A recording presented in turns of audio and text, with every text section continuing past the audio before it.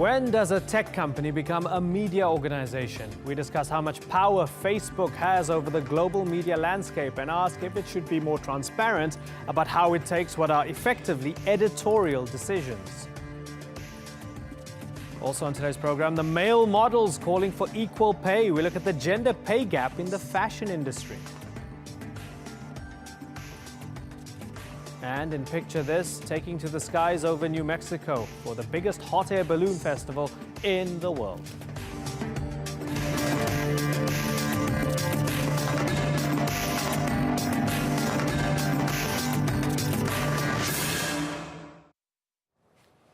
Hello and welcome to the Newsmakers with me, Imran Garta. Facebook routinely denies that it's a media company and therefore that it shouldn't be expected to behave like one. But as more and more people around the world consume news via their Facebook feed, the tech giant's control over journalism and the news agenda is becoming more pervasive. The issue was highlighted recently when Facebook suspended the accounts of several Palestinian journalists, leading to accusations that the company was censoring journalists at the request of the Israeli government. Our newsmaker today is Facebook. Should it now be considered a major player in the international media? And if so, should it be more transparent about how it decides what gets seen and what gets blocked?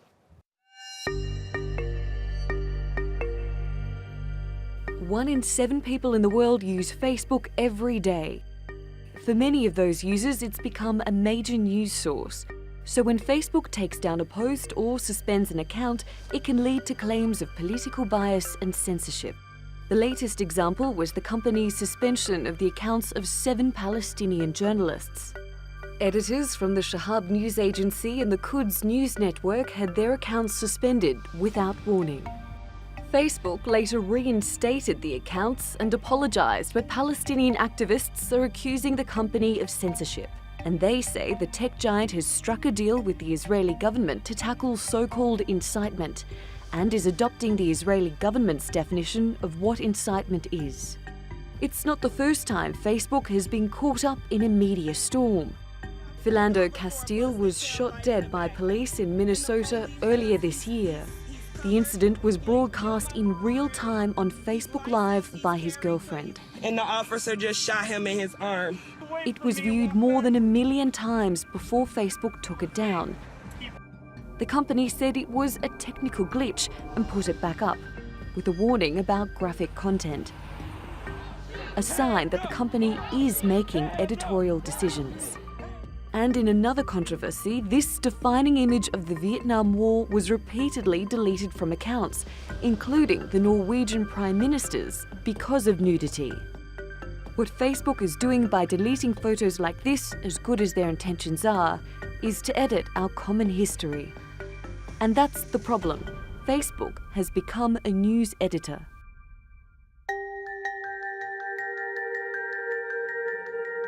Facebook describes itself as a social network, a platform for all ideas. Earlier this year, the company's top lawyer said suppressing political content or preventing people from seeing what matters most to them is directly contrary to Facebook's mission and business objectives. Facebook doesn't consider itself a news organisation, which frees it from taking editorial responsibility. But through the feeds it curates, it has become a news gatekeeper, with enormous power to either let in or shut the door on different kinds of information. When a user or government sees something they have a problem with, they report it to Facebook, and the company decides if it should be removed or left alone. So as Facebook's influence and reach grows, it's getting harder for it to say that it doesn't have a hand in the editorial game. Natalie Pohanen, The Newsmakers. We're going to start with some more detail about the recent controversy over Facebook suspending the accounts of some Palestinian journalists. Raja Abdul Haq is the co-founder and editor of Quds News Network and joins me now from New York. Thanks a lot for joining us, Raja. Are you any closer to knowing why they suspended those accounts? Thanks for having me. Until now, unfortunately, we have no idea why Facebook actually suspended or banned these profiles or these accounts, and let alone the other pages that were also taken down by other media outlets. Until now, every time we reach out to Facebook, they let us know that it was either by mistake or that these accounts were suspended because, as they claim, it's inciting violence against Israelis. Until now, we don't have an official statement that explains the systematic suspension of our accounts and other Palestinian media outlets, pages and accounts as well. Israel's Justice Minister said the government had submitted 158 requests to have content removed since June of this year, and the company had granted 95% of those requests. Do you believe that your journalists who had their accounts taken down were a part of these requests? Absolutely. I think, ironically here, the Israeli Justice Minister, Ayelet Shaked, who in 2014 called for a direct genocide against Palestinians, only 2 weeks before the kidnapping of Mohammed Abu Khdeir, who was burnt alive by Israeli settlers. That same Israeli minister who called for genocide is actually leading this effort to censor the Palestinian voices and to censor the Palestinian narrative on Facebook.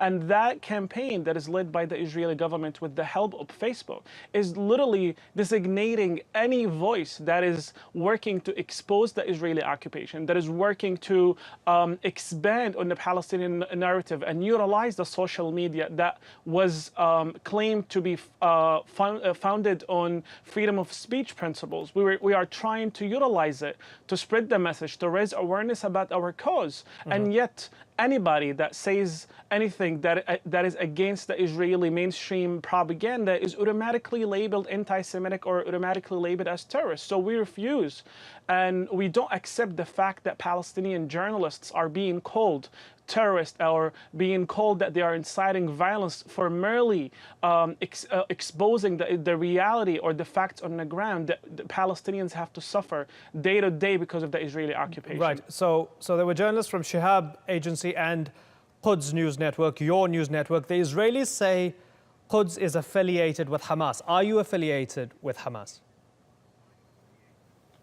Absolutely not. We have no affiliation with any faction. And one of the reasons that our network is succeeding in the Palestinian to the Palestinian audience is the fact that we're not affiliated with anybody. But the fact of the matter that we are working objectively, but at the same time claiming our own narrative as Palestinians is problematic to the Israeli government. Israeli government want us to report their side and not the Palestinian side. But at the end of the day, we're not only working as journalists, we are actually Palestinians, and we're also suffering from the Israeli occupation. So it only makes sense that we also talk in a Palestinian voice, and not only that it's our duty as journalists, but it's also our duty as Palestinians to report the facts on the ground, but from a Palestinian narrative. Now, if Israel has a problem with anybody or any journalist, like it had for many years now, we know Israel targeted and attacked and killed tens of Palestinian journalists, and yet recently also they even arrested few Palestinian journalists for only writing on Facebook. So we're not worried only about the Israeli acts on the ground. We also worry that Facebook is actually sharing the data, the personal information with the Israeli government to make it easy to track down Palestinian journalists and to track down anybody that really just works onto exposing the Israeli occupation. Okay, Raja Abdelhak, thanks so much for joining us. Good to talk to you. Now let's broaden out this conversation. Joining me now from London is Kevin Poulter. He's a lawyer with Child and Child Solicitors in London and also a social media commentator. And from Los Angeles in the US, I'm joined by Sarah Roberts. She's an assistant professor in the Department of Information Studies at University of California. Thanks both of you for joining us. Kevin, let me start with you. Is Facebook a news media entity in denial? That's a good question. I'm not sure, and nor is Facebook, and nor are various governments around the world. They're all trying to work out, and this is the social media dilemma, really. Everything's new. For the first time, we have what's truly a global news source, and more people are taking their news from Facebook and from other social media platforms, and it's, to a certain extent, unregulated. It's the policing behind it is so imprecise and uncertain that it's got a job to do, but what that job is very difficult to determine, both for Facebook but also for the countries around the world where it's operating. Sarah, help me understand this. I was looking at the Norwegian newspaper editor's post of that iconic photograph in Vietnam in 1972 of that young girl. So Facebook takes it down because presumably you think, okay, maybe nudity, there's an algorithm involved here. But then afterwards, they also delete the story from Aftonbladet about Facebook taking down the picture. So then I think, okay, maybe it's not an algorithm, maybe it's a person taking this down. Which one is it, Sarah? Yes, great question. Certainly, I think Facebook and other social media companies are invested in the majority of us believing that algorithms, in other words, computers, are making these decisions as if somehow that makes the errors less egregious. But in fact, Facebook and companies like it employ legions of human beings around the globe in places like the Philippines, but also in places like Iowa in the United States and in Silicon Valley itself and so on, who essentially are doing the company's bidding in reviewing postings and making decisions about them. The thing to know about these workers is that they're often tasked with enormous amounts of content. They look at abhorrent material all day, and then they're asked to make decisions about it for very low rates of pay. Within this content are all kinds of politically charged materials that they are also made at times to take down. As your other guests have pointed out, the biggest problem here is the fact that this entire process is completely unavailable to us as users and to us as a society. So the opaque nature of it makes it impossible to really understand what's going on. And when Facebook finds itself in trouble, it can gesture either way, depending on what seems to make sense. So it's hard for us to have trust in this organization. Yeah, Kevin, is it? Sorry, Sarah. Let me ask Kevin if there's maybe some hope in the fact that Facebook are equal opportunity offenders. Because, okay, so we heard the Palestinian journalist upset that they believe that Facebook is caving to the Israelis. There are people on the right in the United States, Pamela Geller and her crowd, who are upset that their stuff was taken down after the Orlando attack. There are Germans who are upset that their anti-migrant posts have been taken down by Facebook. There were men kissing, that was taken down, women breastfeeding, a plus-size model, and so on and so forth. It seems as if Facebook has found the entire spectrum of humanity to offend. Is that something that perhaps gives us some hope here, Kevin? If you're going to discriminate equally across everybody, I think is what you're saying.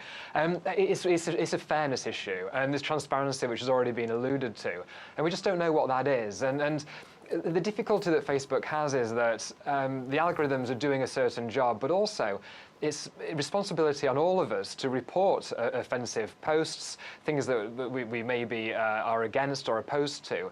And how do we draw that line? And as it's been said, it comes down to individuals ultimately to make that decision. And the question is that really the decision of Facebook or a Facebook employee? Or should that be a decision of the courts, of the police, of the governments or local parliaments to make those decisions, to set those laws? And Facebook always has to abide by, or has chosen to abide by, the local laws in the areas that it operates in. And there's a responsibility there. But the more we move towards editorial controls, which is where we're talking, the greater the accountability, the greater the responsibility, and more importantly, the greater the liability on Facebook. And one thing it'll be keen to avoid is any liability for the content that's being posted on it by other people.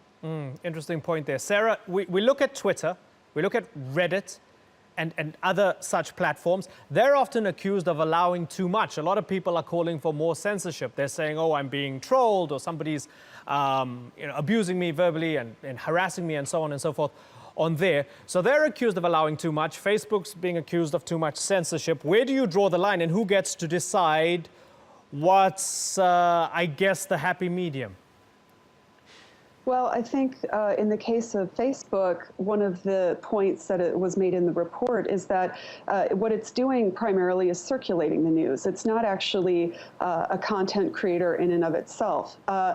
In that sense, what we're seeing is a vacuum as the footprint of global journalism has shrunk over the last few decades. And Facebook has certainly seen an an important opening for itself in terms of providing content to markets around the world in lieu of more powerful journalistic organizations.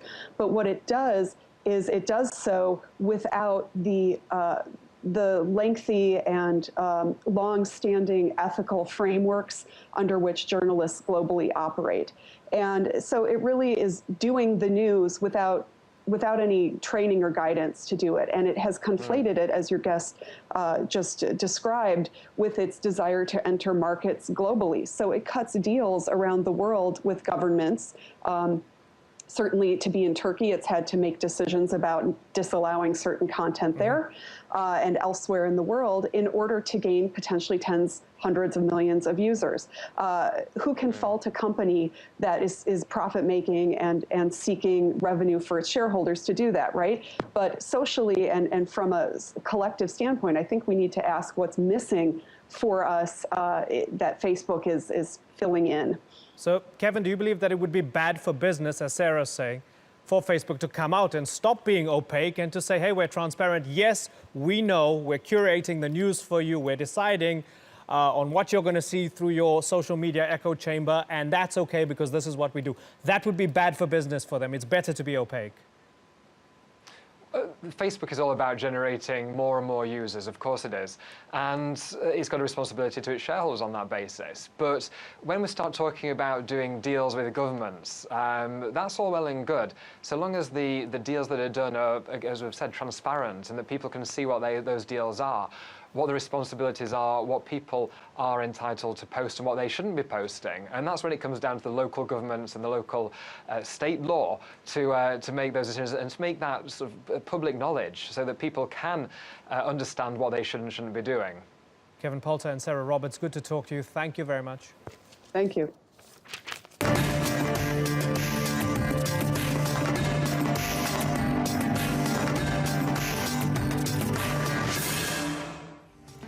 Coming up next on the Newsmakers, is the fashion industry discriminating against male models?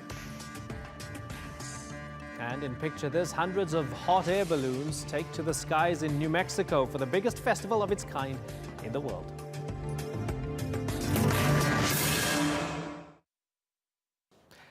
We're going to look at a story now about the gender pay gap. In almost all cases, this would involve a discussion about why women are being paid less than men. But in one industry, it would seem the reverse is true. And that's the world of high fashion and modeling, as Christine Perovalakis reports.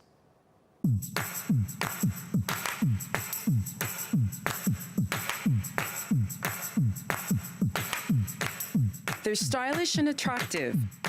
And compared to their female counterparts, they're grossly underpaid. The issue of equal pay in the workplace, it's normally about women being paid less than men. But in the world of modeling, the opposite is true. Male models earn up to 75% less than their female counterparts. On average, women are paid $50,000 for a top fashion show, while male models only get $12,000. According to Forbes magazine, the top 10 female models all took home multi-billion-dollar pay packets last year, with Gisele Bündchen topping the list at $44 million. By comparison, only the top 3 male models made over $1 million, with American model Sean O'Prey earning the most at $1.5 million.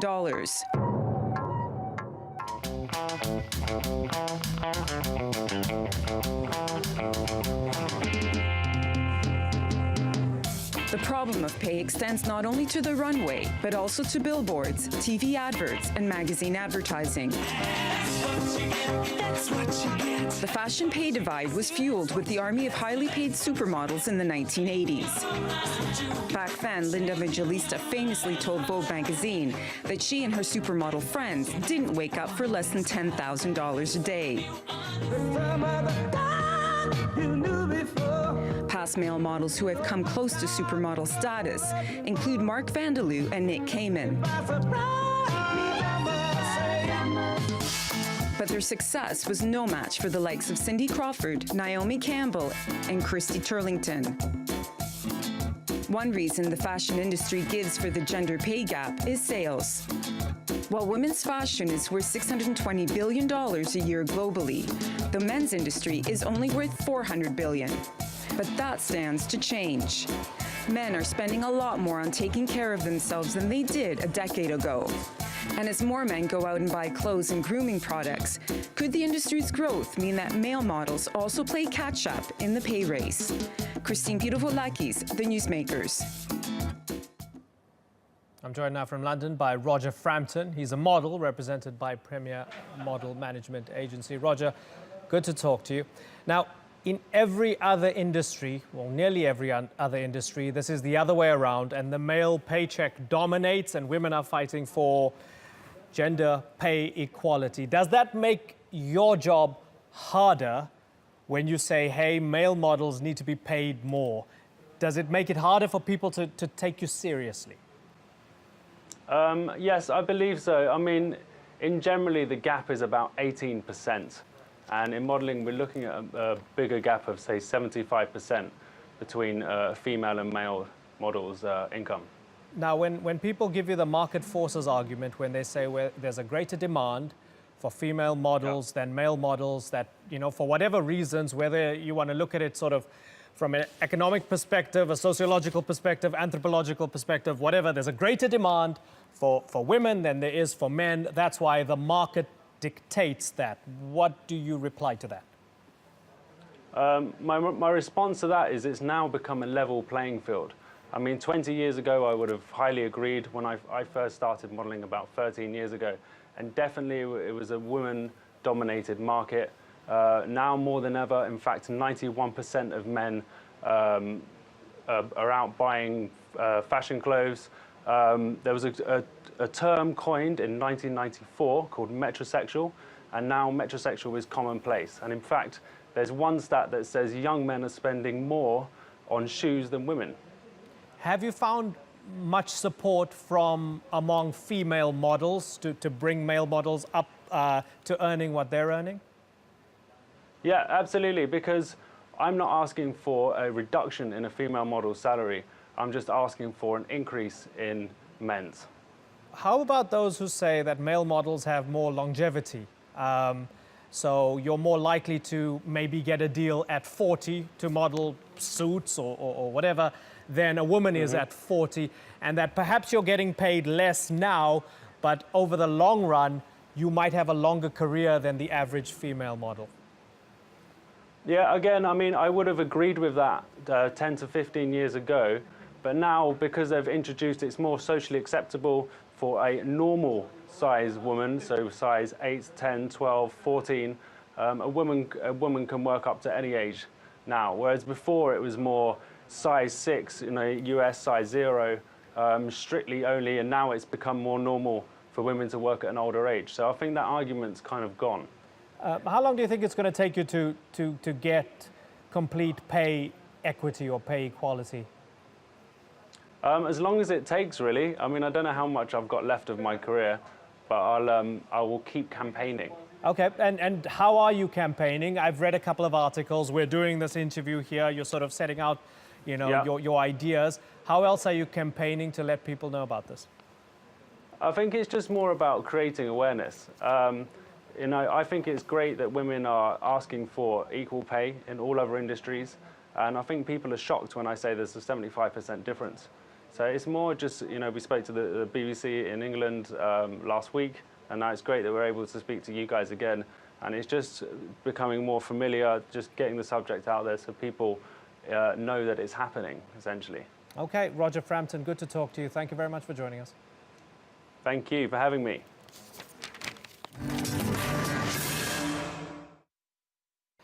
In today's Picture This, we're heading to Albuquerque in New Mexico for a hot air balloon festival that started back in 1972 and has now become the biggest of its kind.